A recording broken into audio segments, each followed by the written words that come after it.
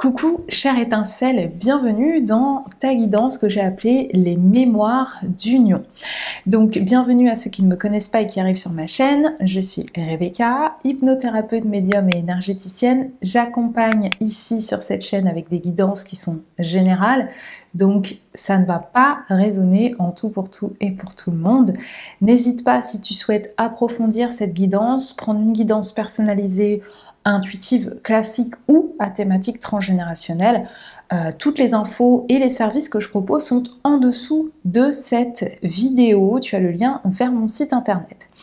Donc, j'ai appelé cette guidance les mémoires d'union pour aller explorer, débusquer, découvrir peut-être, en lien avec ce qui va résonner en toi, des mémoires qui se transmettent de génération en génération sur le thème de l'union. L'union amoureuse, le couple, le mariage, le concubinage, l'adultère, tout ça. En gros, toutes ces mémoires qui sont en lien avec le fait de s'unir. Donc, pour ce faire, je vais te demander de choisir entre ces trois magnifiques pierres qui sont des pierres de connexion à ces mémoires. Donc, pour le groupe 1, on a le bois fossilisé. Pour le groupe 2, on a l'agate turritelle. Et pour le groupe 3, ce sera la septaria.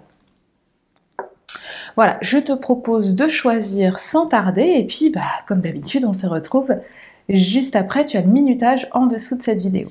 Coucou à toi qui as choisi donc le bois fossilisé. On va aller voir tout de suite quelle mémoire d'union se répète de génération en génération pour toi qui as choisi le bois fossilisé. Ok, on va prendre une autre carte ici.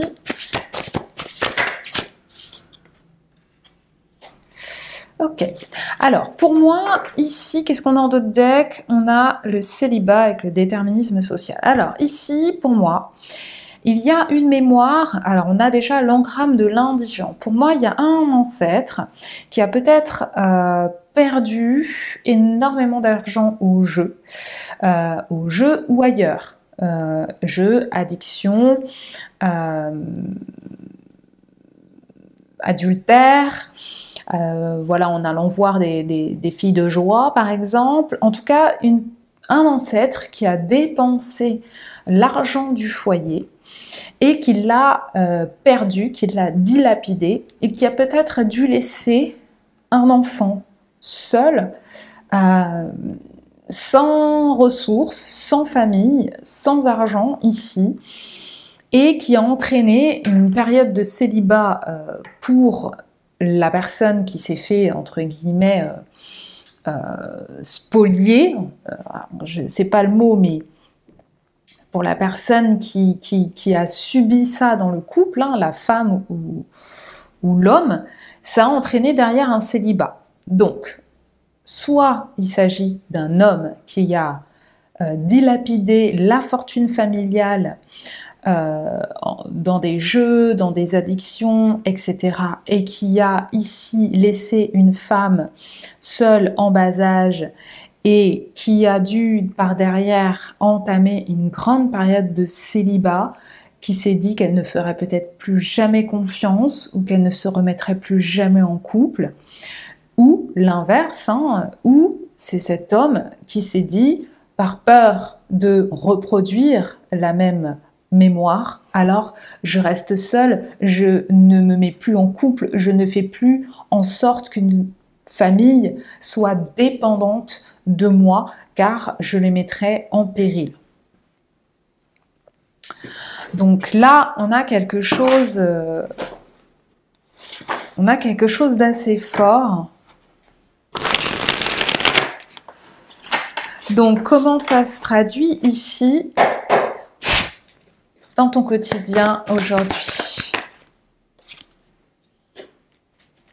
Alors, ici, on voit qu'il y a des difficultés à créer un couple sain. Du mal à assembler aussi tous les pans d'une vie, toutes les ressources, toutes les opportunités dont on a besoin ici pour faire fonctionner un couple, une relation. Ce que je sens aussi, c'est que ici, il y a une énergie qui peut... il y a une énergie d'abondance aussi qui peut être en lien avec le couple. On me parle de malchance aussi. Alors malchance en amour, hein, je parle. De ne pas tomber sur quelqu'un à qui on peut faire confiance, mais où l'argent peut vraiment être problématique, puisque l'énergie de l'argent ne circule pas. Peut-être qu'il y a des problèmes financiers actuellement, peut-être que tu as du mal à manifester, puisque le magicien, c'est quelqu'un qui manifeste. Peut-être que tu as du mal à manifester ici la naissance d'un enfant parce qu'il y a cette mémoire qui est encore là et qui bloque par peur de reproduire le même schéma et de se retrouver seul. Parce que les mémoires, elles peuvent entraver ou elles peuvent nous faire faire des choses qu'on ne souhaite pas nécessairement et se sentir prisonnier de cette mémoire. Donc ici, je sens que c'est en lien essentiellement avec l'argent et avec la construction d'un foyer par un enfant. L'argent et les enfants sont au centre et c'est des choses que tu as du mal peut-être à manifester aujourd'hui dans le couple, dans l'union. Et peut-être justement que c'est ce que tu n'arrives pas à manifester, c'est-à-dire à te mettre en couple avec quelqu'un parce que tu as peur que quelqu'un dépende de toi, de par cette mémoire, et donc de le mettre en péril. Il y a peut-être quelque chose dans ces eaux-là. Hein. Alors,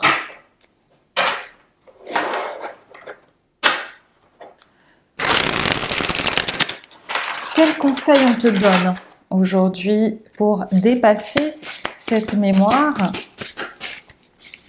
Quel conseil est-ce qu'on peut te donner? Ouh, bah dis donc! Ah, bah déjà, il y en a deux. Donc on te parle, alors en plus on a des énergies très vert, bleu, un peu comme ici, hein, avec cette énergie du magicien. On te dit que s'il y a des difficultés à manifester, à te sentir capable de créer, de faire circuler l'énergie d'abondance ici, dans ton couple ou dans ta vie, on te dit qu'il est important de comprendre que s'il y a quelque chose qui te motive par rapport à l'autre, c'est quelque chose que tu souhaites mettre en place, et là par exemple je parle notamment des personnes qui sont célibataires, d'aller au bout de ce qu'elles souhaitent mettre en place avec cette personne pour dépasser ça. Si c'est simplement avouer voilà, une attirance ou une préférence, on t'invite à aller jusqu'au bout. Si tu aimerais concrétiser ou évoluer dans ta relation de couple avec un enfant, etc., on t'invite à aller jusqu'au bout de cette démarche pour dépasser cette mémoire ici. Et surtout de te rendre compte que tout ce que tu as est déjà suffisant et d'être dans cette gratitude de ce que tu possèdes déjà. Puisque la manifestation est déjà là. Elle n'est peut-être pas au niveau que tu souhaites, mais si elle est là, c'est qu'elle va te permettre, si cette situation est telle qu'elle est, elle va te permettre aussi de comprendre ce qui a besoin d'être dépassé. On t'invite à être dans la gratitude, l'acceptation encore, de te dire que cette abondance que tu souhaites manifester, elle est possible, mais elle est déjà là. Tu as déjà ce qu'il faut. L'important, c'est, comme ce magicien, de trouver les bons outils, la bonne baguette pour transformer cette situation. D'accord ? Voilà pour cette guidance, j'espère qu'elle te parle. N'hésite pas à me dire en commentaire, voilà, comment ça résonne, à quel niveau, à quel point, comment tu ressens ces énergies si tu as choisi le bois fossilisé. Je serai heureuse de te lire et de te répondre comme à chaque fois. N'hésite pas, si tu as aimé cette mini guidance, à mettre un pouce, à partager cette vidéo, à t'abonner, à activer la petite cloche de notification pour être au courant des prochaines vidéos que je mettrai en ligne. Je t'embrasse fort et je te dis à très bientôt pour de nouvelles vidéos. Ciao, ciao! Coucou à toi qui as choisi l'agate Turitel. Donc c'est parti, on va aller observer ici quelle est cette mémoire. Cette mémoire d'union, de couple. Quelle est cette mémoire qui se transmet de génération en génération? Pour toi qui as choisi l'agate Turitel. Alors,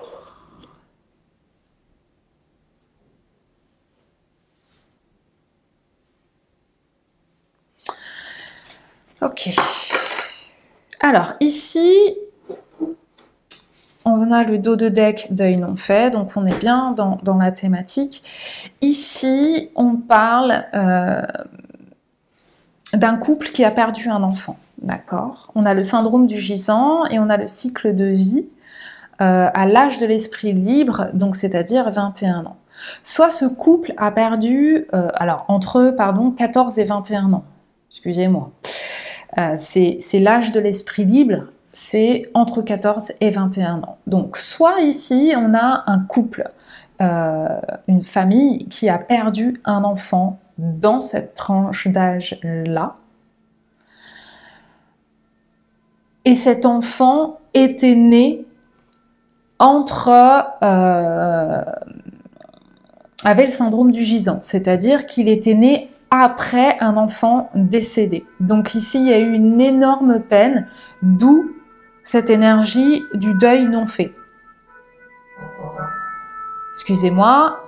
Donc je disais, pardon, ici on a vraiment, voilà, le syndrome du gisant, c'est quand on arrive en tant qu'enfant après un enfant décédé.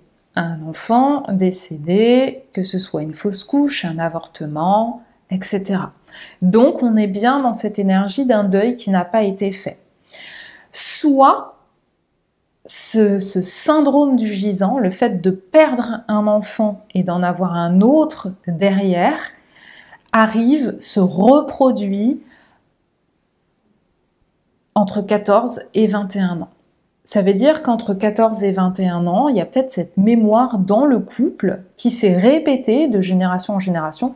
Aujourd'hui, on fait un peu moins d'enfants dans cette tranche d'âge, mais à l'époque, on faisait des enfants extrêmement tôt.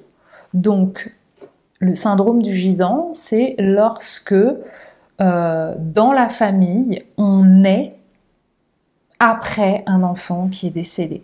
Donc évidemment, ça va enclencher tout un tas de projections ici. Donc on n'a pas le syndrome anniversaire, mais je le redis, soit c'est quelque chose qui se répète de génération en génération entre 14 et 21 ans, soit ce syndrome du gisant concerne un enfant décédé entre 14 et 21 ans et qui en plus est arrivé après un premier deuil qui n'a pas été fait. Donc là, il y a une charge, il y a un double deuil ici. Et peut-être même que tu portes un prénom qui reflète ici le syndrome du gisant. Qu'est-ce que ça veut dire? Ça veut dire qu'on t'a peut-être, toi, si cette mémoire arrive jusqu'à toi, peut-être qu'on t'a transmis un prénom significatif du syndrome du gisant, c'est-à-dire je sais pas, alors il y a énormément de noms, par exemple si tu t'appelles Marie-Ange, voilà, je ne vais pas vous faire un cours sur le transgénérationnel, mais il y a énormément de prénoms qui reflètent ici cette mémoire du syndrome du gisant. Peut-être aussi que tu as appris cette mémoire qui se répète de génération en génération entre 14 et 21 ans. Mais on a ici cette information qui arrive par rapport à cette tranche de vie. On va aller voir comment, de quelle manière ça t'affecte aujourd'hui, toi qui as choisi l'agate Turitel. Il y a des difficultés émotionnelles, il y a des difficultés aussi à comprendre qui on est.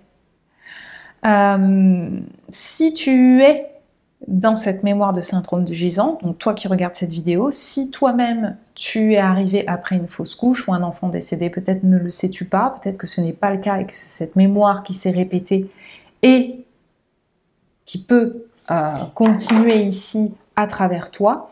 On te dit ici que c'est quelque chose que tu caches ou qui est caché ou que tu ne veux pas révéler. C'est quelque chose qui a évidemment généré beaucoup d'émotions, hein. On est vraiment ici dans cette énergie, on retrouve la lune ici, on retrouve tout ce qui est caché, en sachant que avant on ne parlait pas de ces choses-là. Donc là, le message, c'est de quelle manière ça t'affecte. C'est quelque chose qui, peut-être que tu ne le sais pas là, à l'heure actuelle où tu regardes cette vidéo, peut-être que tu le sais, mais que c'est quelque chose que tu préfères garder caché. Et c'est, en tout cas, troisième option, c'est quelque chose que tu n'as jamais su ou qu'on t'a révélé entre tes 14 et tes 21 ans, et c'est quelque chose qui a généré énormément d'émotions.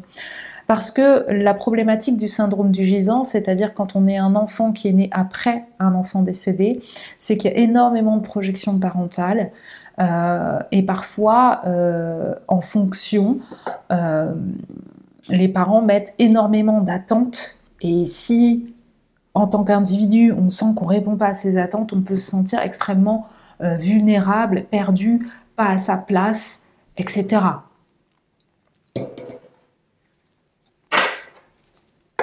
Alors ici, on va aller voir quels conseils on te donne.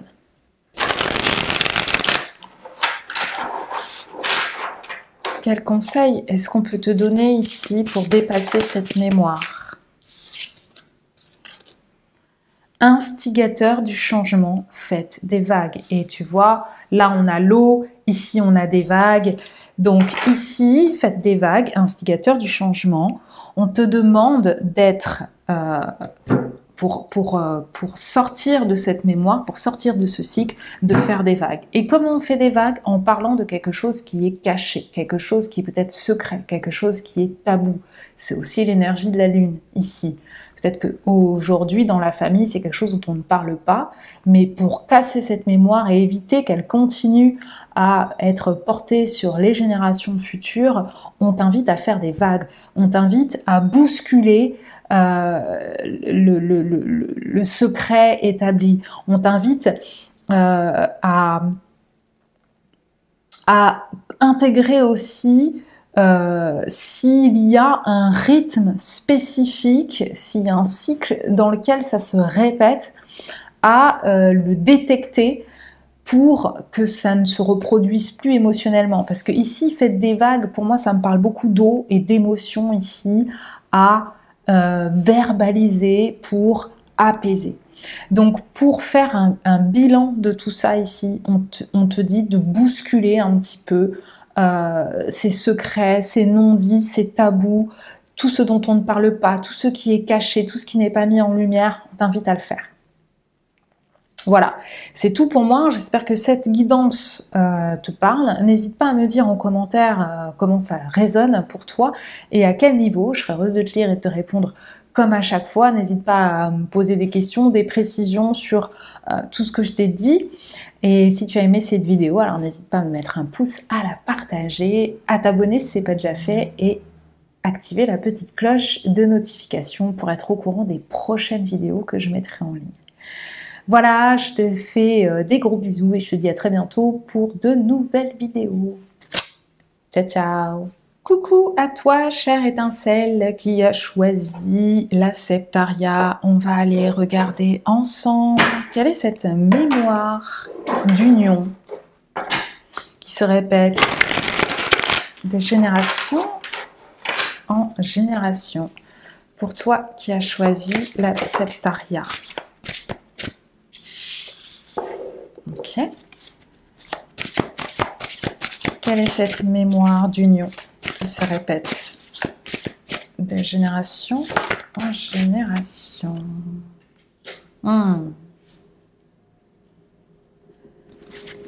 Ok, on va prendre une... On me demande de regarder d'autres decks, génération A, ok.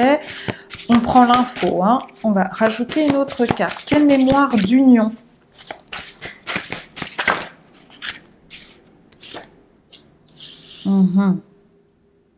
Ok. Très bien. Et le dos de deck, génération Y, génération A. Ok, donc déjà l'information c'est que cette mémoire elle remonte à plus de 4 générations mais qu'elle a une répercussion sur la génération Y, donc des personnes qui sont nées entre 1978 et 1994 et que cela peut avoir une répercussion si tu as des enfants ou sur la génération A, donc la génération actuelle, hein, ceux qui sont nés entre 2010 et aujourd'hui, d'accord ? C'est pas nécessairement tes enfants, ça peut être l'enfant de ton frère ou de ta sœur dans la lignée, d'accord? On reste dans le général ici. Alors pour moi ici, il y a une naissance cachée. Il y a une naissance cachée, soit un adultère, soit une relation extra-conjugale. Si c'était il y a plus de 4 générations, peut-être que il y a eu une mémoire en lien avec la guerre, quelqu'un qui est parti au front et qui aurait eu un enfant, mais qui, de retour au bercail, aurait décidé de garder ça secret. En tout cas, soit c'est secret, ça veut dire que personne n'est au courant de cette mémoire, soit c'est tabou, ça veut dire que les gens sont au courant, mais il est interdit formellement d'en parler. Donc, s'il y a des doutes sur un frère, une sœur, un cousin, une cousine, quelqu'un, une naissance suspecte, ou qui a été, ou dont on ne parle pas, peut-être, dans ta famille, ou dès qu'on commence à engager un sujet sur telle personne, ou des rumeurs, ou voilà, on te dit que c'est en lien avec une naissance cachée ici, quelque chose qui a eu une grande influence sur le couple, d'accord ? Alors c'est très clair, hein, beaucoup plus clair que les deux autres, enfin, pas beaucoup plus clair, mais si tu étais attiré par la pierre numéro 1, tu peux aller regarder aussi parce que la même carte de la naissance est sortie. C'est juste que c'est extrêmement simple. Donc, on va aller voir de quelle manière ça t'influence aujourd'hui sur... Alors, ça t'influence par rapport à ta capacité à créer un bonheur familial, une complétude. Ça influence tout simplement ta manière d'envisager la famille ici. Ça a une incidence aussi sur la manière dont tu perçois tes enfants ou ses enfants. Alors là, je parle dans le cadre d'une famille recomposée. Qu'est-ce qu'on me dit encore? Ouais. Peut-être, alors cette carte n'est pas sortie, si c'était le cas, elle serait sortie, mais peut-être que ça peut avoir un lien avec le fait de reconnaître ou pas un enfant, parce que évidemment, ça a totalement un lien. En tout cas, aujourd'hui, ça affecte ta famille, ton bonheur familial. Il y a peut-être eu ici que cette mémoire de naissance en dehors du couple, peut-être que c'est quelque chose que tu vis actuellement, ça voudrait dire que cette mémoire se répète pour toi. Peut-être que cette mémoire elle s'est répétée chez un frère, chez une sœur, et ta vision du couple, du bonheur familial est extrêmement altérée, puisque ça a eu une influence sur toi ici. En tout cas, avec le 10 de coupe, on parle d'harmonie, d'abondance, d'amour, de bienveillance, de chaleur, etc. On voit ces bisounoursland ici. Bon, bah on a un peu du mal avec ça.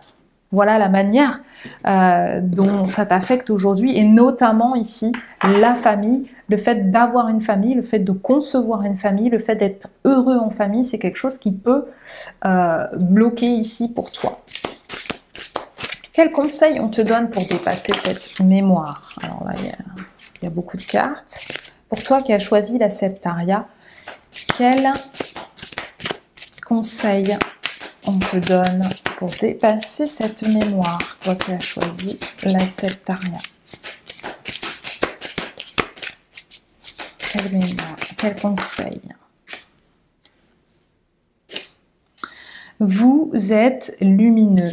Alors c'est intéressant parce qu'ici, c'est exactement un peu les énergies de cette carte, ici, du 10 de coupe, qui est très dans l'arc-en-ciel, dans l'harmonie.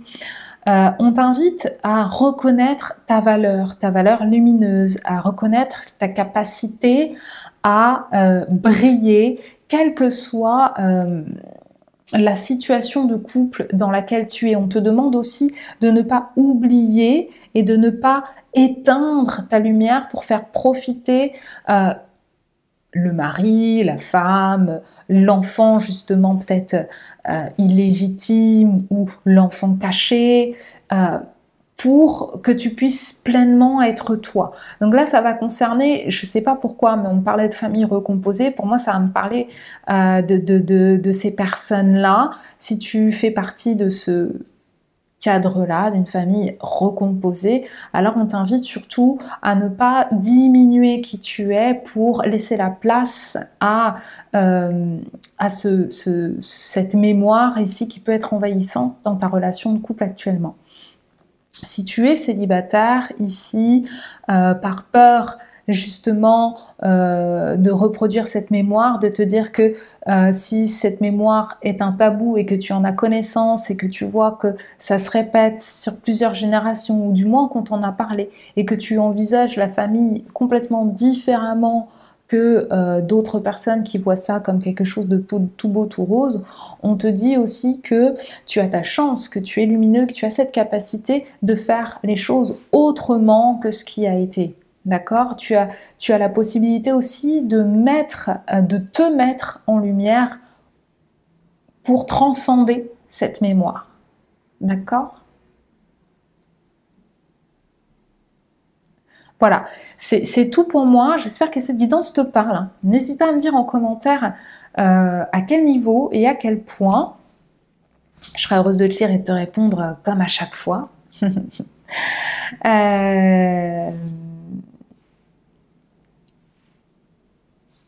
Ouais, voilà, là on finit par me dire que le bonheur familial est possible. Il suffit simplement justement de laisser cette lumière se positionner pour qu'elle puisse éclaircir un petit peu tout ce qui est nuageux, tout ce qui est ombrageux, etc.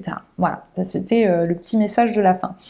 Donc ben voilà, c'est tout pour moi. N'hésite pas à me mettre un commentaire si tu as aimé cette vidéo, à me mettre un pouce, à la partager, à t'abonner, à activer la petite cloche de notification pour être au courant des prochaines vidéos que je mettrai en ligne. Je t'embrasse fort et je te dis à très bientôt pour de nouvelles vidéos. Ciao ciao.